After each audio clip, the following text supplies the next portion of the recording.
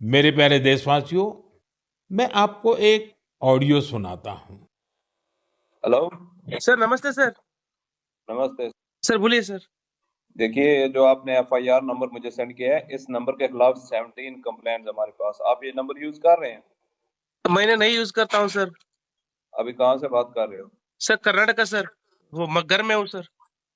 Okay, इसके लिए आप अपनी स्टेट में रिकॉर्ड करवाइए ताकि ये नंबर ब्लॉक कर दिया जाए, फ्यूचर में आपको कोई प्रॉब्लम ना हो। Okay, yes sir. अभी मैं आपको कनेक्ट कर रहा हूँ, ये आपका इन्वेस्टिगेशन ऑफिसर है। आप अपनी स्टेट में रिकॉर्ड करवाइए ताकि ये नंबर ब्लॉक कर दिया जाए। Okay, yes sir yes sir yes sir. अब बताइएगा मैं किसके साथ बात कर रहा हूँ। अपना आधार कार्ड मुझे शो कीजिएगा वेरीफाई करने के लिए, बताइएगा। सर मेरे पास अभी नहीं है sir Aadhaar card sir, please sir. Phone आपके फोन में है? नहीं सर। फोन में आधार कार्ड की पिक्चर नहीं है आपके पास? नहीं है सर। नंबर याद है आपको? सर नहीं है सर, नंबर भी याद नहीं है सर।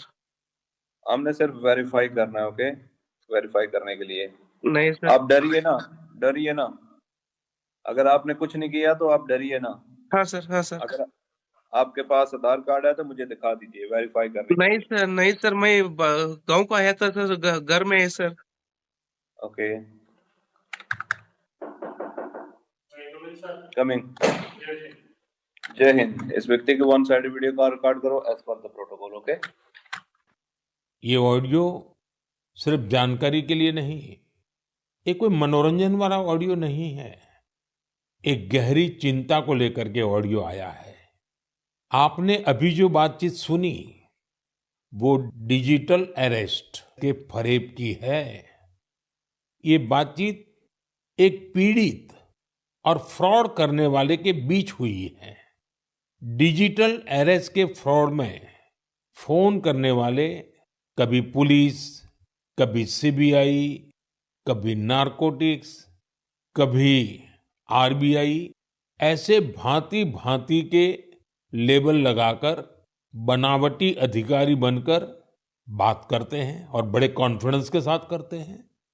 मुझे मन की बात के बहुत से श्रोताओं ने कहा कि इसकी चर्चा जरूर करनी चाहिए। आइए मैं आपको बताता हूं, ये फ्रॉड करने वाली गैंग काम कैसे करती है, ये खतरनाक खेल क्या है, आपको भी समझना बहुत जरूरी है, औरों को भी समझाना उतना ही आवश्यक है। पहला दाव, आपकी व्यक्तिगत जानकारी, वो सब जुटा करके रखते हैं। आप पिछले महीने गोवा गए थे, है ना? आपकी बेटी दिल्ली में पढ़ती है ना? वे आपके बारे में इतनी जानकारी जुटा कर रखते हैं कि आप दंग रह जाएंगे। दूसरा दाव, भय का माहौल पैदा करो। वर्दी, सरकारी दफ्तर का सेटअप, कानूनी धाराएं, वो आपको इतना डरा देंगे, फोन पर बातों बातों में आप सोच भी नहीं पाएंगे। और फिर उनका तीसरा दाव शुरू होता है। तीसरा दाव, समय का दबाव। अभी फैसला करना होगा, वरना आपको गिरफ्तार करना पड़ेगा। ये लोग पीड़ित पर इतना मनोवैज्ञानिक दबाव बना देते हैं कि वो सहम जाता है। डिजिटल अरेस्ट के शिकार होने वालों में हर वर्ग, हर उम्र के लोग हैं।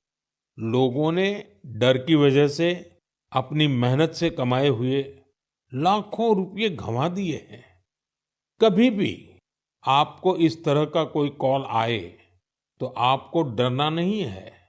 आपको पता होना चाहिए, कोई भी जांच एजेंसी फोन कॉल या वीडियो कॉल पर इस तरह पूछताछ कभी भी नहीं करती।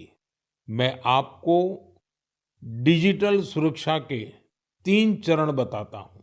ये 3 चरण है: रुको, सोचो, एक्शन लो।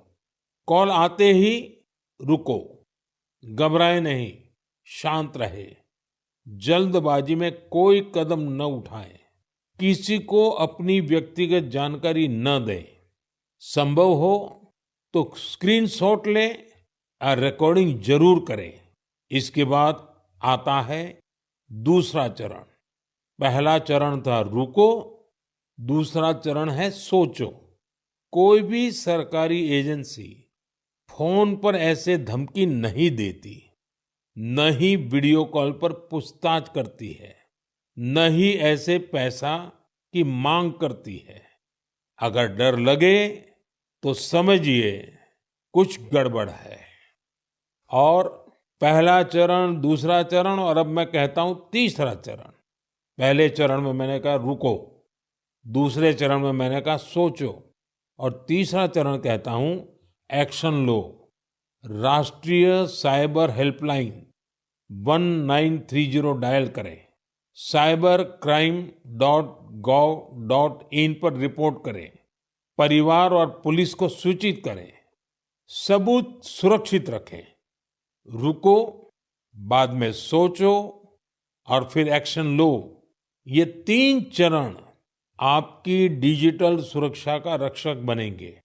साथियों, मैं फिर कहूंगा, डिजिटल अरेस्ट जैसी कोई व्यवस्था कानून में नहीं है। ये सिर्फ फ्रॉड है, फरेब है, झूठ है, बदमाशों का गिरोह है। और जो लोग ऐसा कर रहे हैं वो समाज के दुश्मन है। डिजिटल अरेस्ट के नाम पर जो फरेब चल रहा है उससे निपटने के लिए तमाम जांच एजेंसियां राज्य सरकारों के साथ मिलकर काम कर रही है।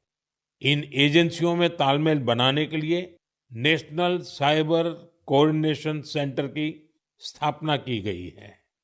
एजेंसियों की तरफ से ऐसे फ्रॉड करने वाली हजारों वीडियो कॉलिंग आईडी को ब्लॉक किया गया है। लाखों सिम कार्ड, मोबाइल फोन और बैंक अकाउंट्स को भी ब्लॉक किया गया है।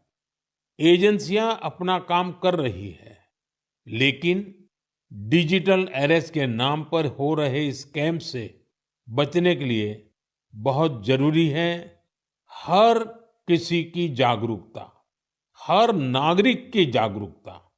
जो लोग भी इस तरह के साइबर फ्रॉड का शिकार होते हैं, उन्हें ज्यादा से ज्यादा लोगों को इसके बारे में बताना चाहिए। आप जागरूकता के लिए #सेफ डिजिटल इंडिया का प्रयोग कर सकते हैं। मैं स्कूलों और कॉलेजों को भी कहूंगा कि साइबर स्कैम के खिलाफ मुहिम में छात्रों को भी जोड़ें। समाज में सबके प्रयासों से ही हम इस चुनौती का मुकाबला कर सकते हैं। Subscribe to Midday India. Get direct notifications on all our videos by clicking on the bell icon.